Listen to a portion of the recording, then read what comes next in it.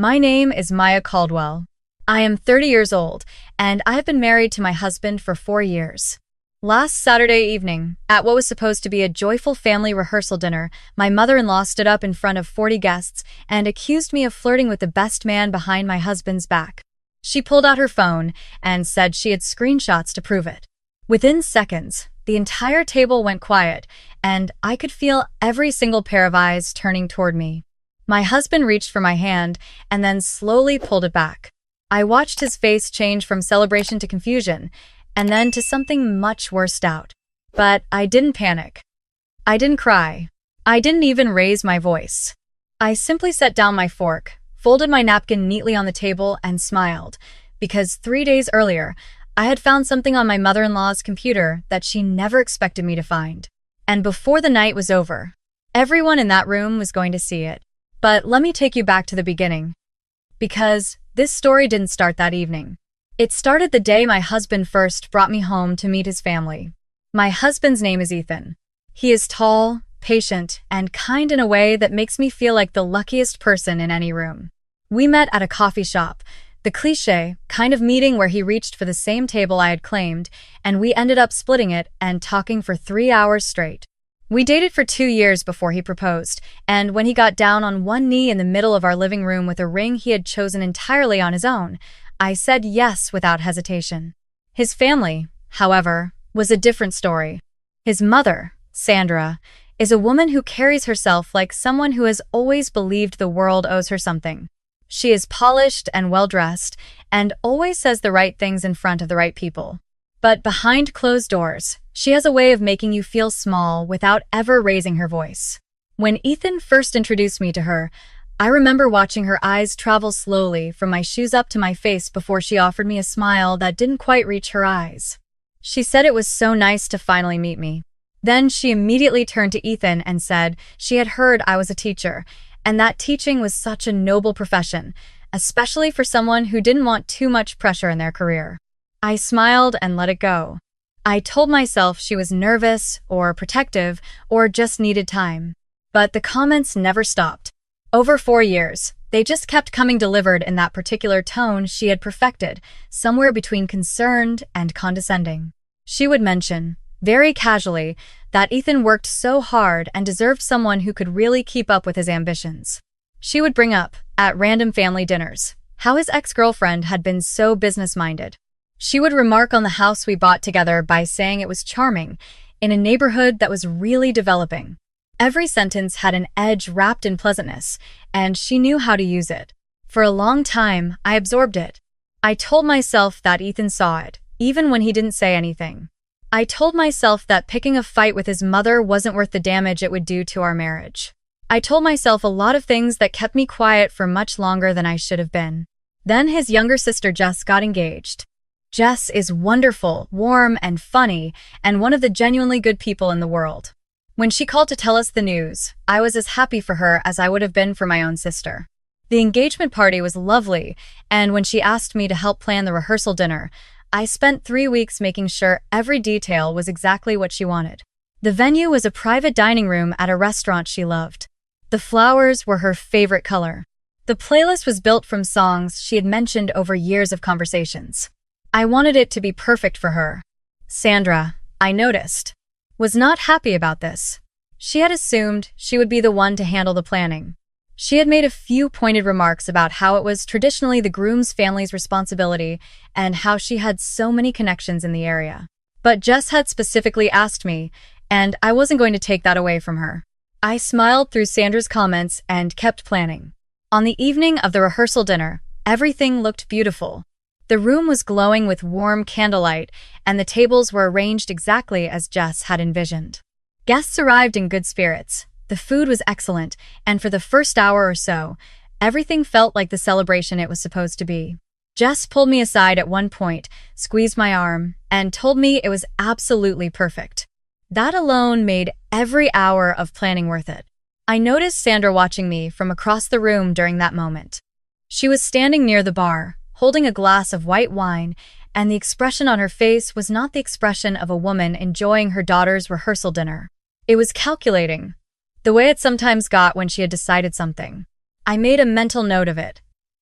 took a slow breath, and went back to my table. About 90 minutes into the evening, after the first round of toasts, Sandra stood up. She didn't wait for a natural pause. She simply rose from her chair, tapped her glass lightly, and waited until the room quieted. Ethan glanced over at her with a mildly surprised expression. He leaned slightly toward me and murmured that she probably wanted to say something about Jess. But something in my stomach told me that wasn't it. Sandra smiled at the room. She said she was sorry to interrupt the festivities, but there was something she felt she owed her family the truth. A few guests exchanged glances. The groom's parents, sitting across the table, straightened slightly in their chairs. She said she had been struggling with whether to say something for a while now. She said she loved her son more than anything, and that she had always tried to protect him, even when it was difficult. Then she turned and looked directly at me. My husband looked at his mother. Then he looked at me. Sandra lifted her phone.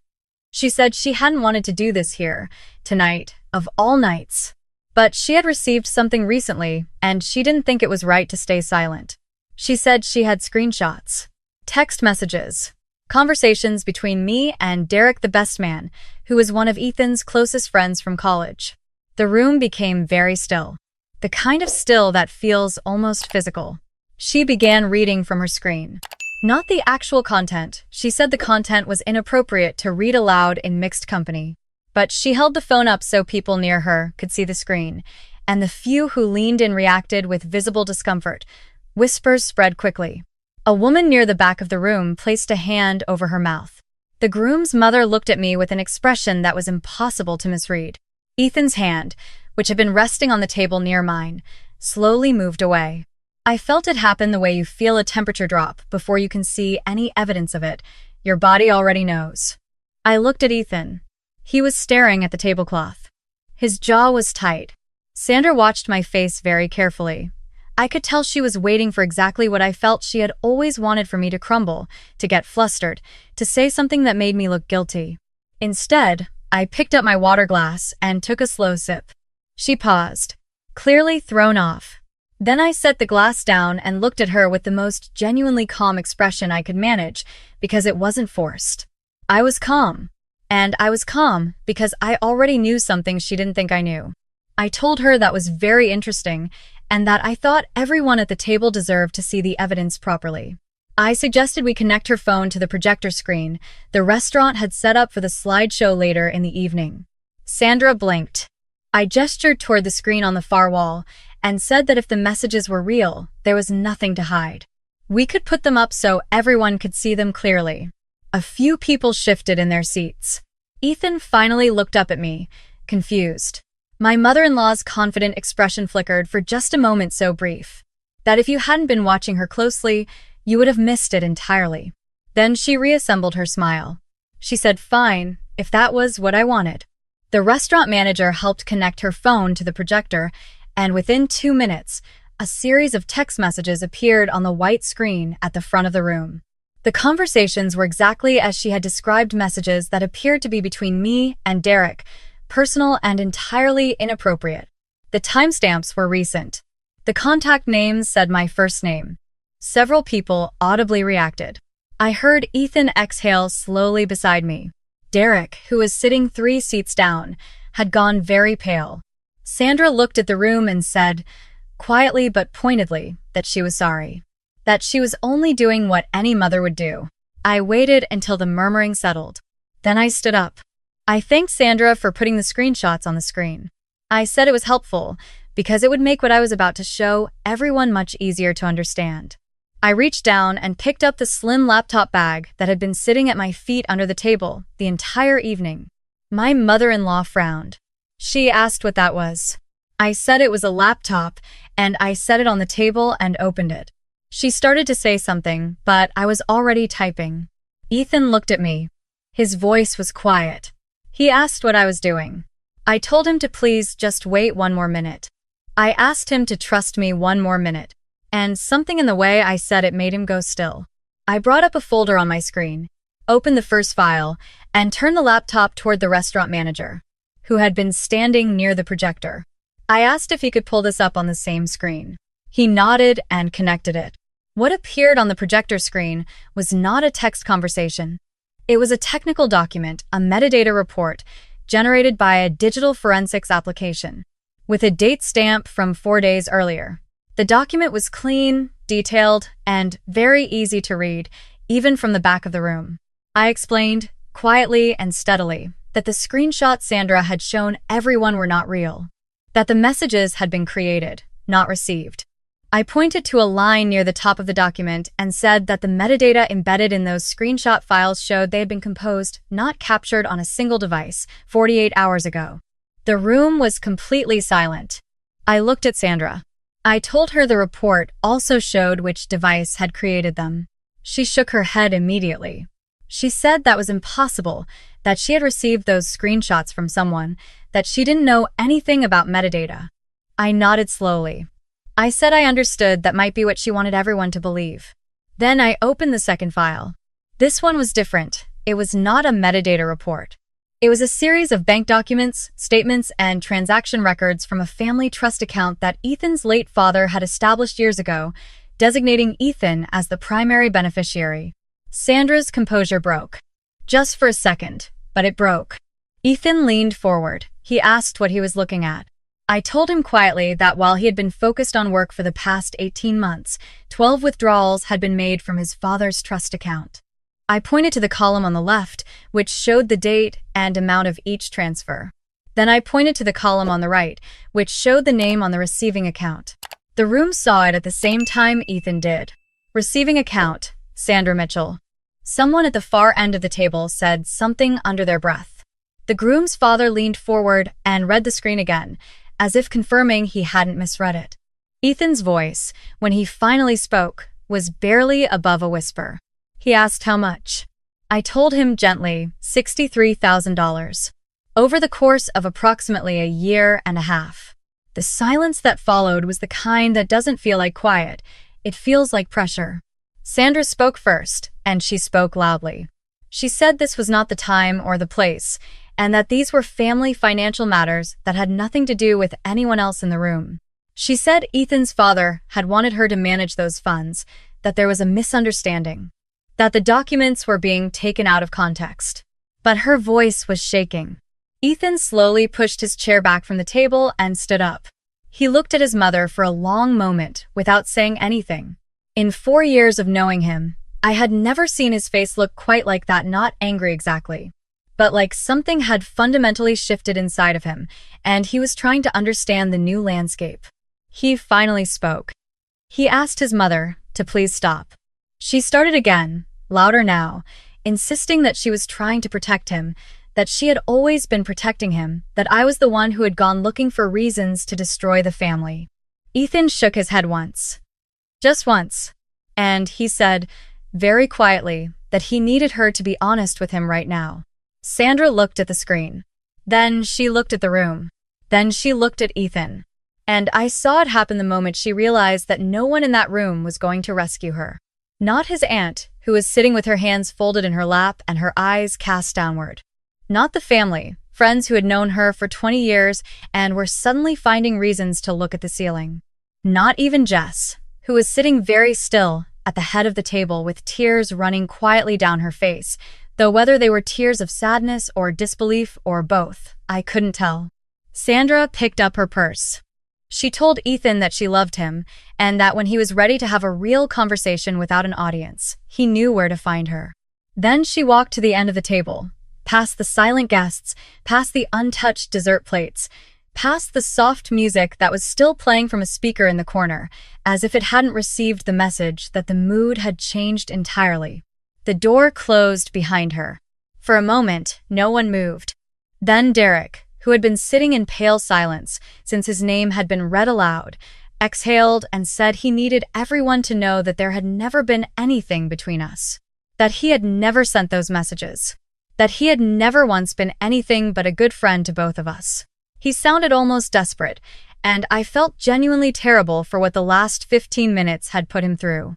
I looked at him and told him I knew, and that I was sorry he had been pulled into this. Ethan sat back down. He put his elbows on the table and pressed his hands over his face for a moment. Then he lowered them and looked at me. He asked how long I had known. I told him about the weekend, 3 weeks earlier, when I had been looking for a file in the shared family documents folder on the laptop. Sandra occasionally used when she visited the one she left at our house, sometimes when she came to help with things around the home. I had been looking for a scanned copy of the deed to the vacation property that Ethan's parents had left to both children. Instead, I found a folder I had never seen before, labeled with a date from 2 years ago. I told him I almost closed it. I told him part of me wished I had, because what was inside it was the kind of thing that changes how you see someone permanently. There were transfer confirmations. There were account numbers. There were records of correspondence with a financial institution about the terms of the trust. Everything was organized neatly, as if she had never imagined anyone would look. I told him I took photos of every document on my own phone before I put everything back exactly as I had found it. Then I contacted a financial forensics consultant through a law office to verify what I was seeing was real and not a misunderstanding. It was not a misunderstanding. Ethan asked me why I hadn't told him immediately. I told him the truth because I needed to be certain. Because I knew that if I came to him with an accusation against his mother without absolute, airtight proof, there was a chance he wouldn't believe me, and I couldn't bear the thought of that. I needed to know I was right before I said a word. And then, once I was certain, I wasn't sure how or when to tell him, because there was no good time for that conversation. He nodded slowly. He didn't say anything for a while. Then he reached across the table and took my hand. He said he was sorry. He said it in the way someone says something when they mean it for more than one thing at once. Sorry for doubting me even for a moment that evening. Sorry for the years of small comments he had noticed but not addressed. Sorry for the way his hand had moved away from mine when his mother lifted her phone. I held onto his hand and I didn't say anything, because sometimes the most important things don't need to be said out loud. It was Jess who finally spoke. She wiped her face carefully with her napkin, straightened up in her chair, and looked at me with an expression that I think I will remember for the rest of my life. Then she looked out at the room of relatives and family friends who were sitting in various states of shock and discomfort, and she said that she was very sorry to all of them that this evening had turned into this. And then, in exactly the tone her brother used when he needed to say something definitive, she said that the rehearsal dinner was still happening, and that the wedding was still happening, and that she was going to eat her dinner. A ripple of uncertain, relieved laughter moved through the room. Someone reached for the bread basket. The music kept playing. Slowly, the way a room recovers from something it hasn't quite processed yet. Conversation started again in small pockets, careful and quiet at first, then gradually returning to something that resembled normal. In the days that followed, Ethan spoke with a family attorney. The trust documents were reviewed formally, and based on the records I had photographed and the forensic report, his attorney confirmed there were grounds for a civil claim. Sandra, through her own lawyer, offered to return the funds in full in exchange for keeping the matter private. Ethan declined the second part of that offer. He told her he would not be deciding anything in exchange for silence, because silence had already cost him too much. As of now, the matter is in the hands of their attorneys. I don't know exactly how it will end, and I have made peace with not knowing.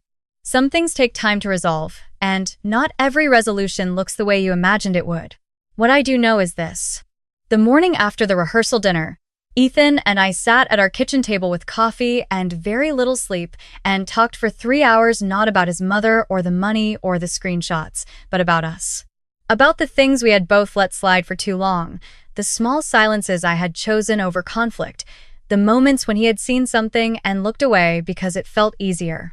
We talked in the way that couples sometimes only do after something breaks the surface of the ordinary life they've been carefully maintaining. It was the hardest conversation we'd had in 4 years, and also the most important. Jess got married on a Saturday afternoon in early fall. The ceremony was at a small vineyard outside the city, and the light that day was the kind of gold that makes everything look like a memory while it's still happening. I stood beside her while she got ready, and she held my hand for a moment before walking out, and neither of us needed to say anything about what had happened 2 weeks before. The wedding was beautiful. Ethan cried during the vows, which he will deny to anyone who asks, and I squeezed his arm and did not say a word about it. At the reception, Derek gave a speech that made everyone laugh and then unexpectedly moved half the room to tears. And I thought about how easily the night of the rehearsal dinner could have permanently destroyed a friendship that clearly meant a great deal to a lot of people. At the end of the evening, Ethan and I sat at a small table near the edge of the dance floor, watching his sister and her husband dance for the last song of the night. He leaned close and said quietly that he had been thinking about something. I asked what. He said that he had realized, sometime in the past 2 weeks, that I had protected our marriage in a way he hadn't known how to do himself. That I had done it carefully and quietly, and without asking for recognition. And that he wasn't going to take that for granted again. I looked at him for a moment. Then I told him he was getting sentimental. He laughed, and the tension of the past 2 weeks dissolved just a little more. I tell this story not because I want anyone's sympathy, or because I believe what happened to me is unique. The truth is that it isn't. There are a lot of people sitting quietly at a lot of family tables, absorbing small wounds that accumulate over years, telling themselves it isn't worth the conflict. And sometimes it isn't. But sometimes the silence costs more than you realize, not just to you, but to the person beside you who needed to know the truth long before they were ready to hear it. The person who tried to take apart everything I had built did not succeed. And the reason she didn't succeed is not because I was smarter or luckier or braver than anyone else. It's because I stopped being afraid of what the truth would cost and started trusting that the people worth keeping in my life could handle it. That turned out to be the truest thing I learned from all of it. And if you're sitting somewhere right now, at your own version of that table, with your own version of that particular kind of smile being aimed at you from across the room, take a breath. Pay attention. Keep your receipts. And know that the truth has a way of finding the light, especially when someone is patient enough to hold it steady.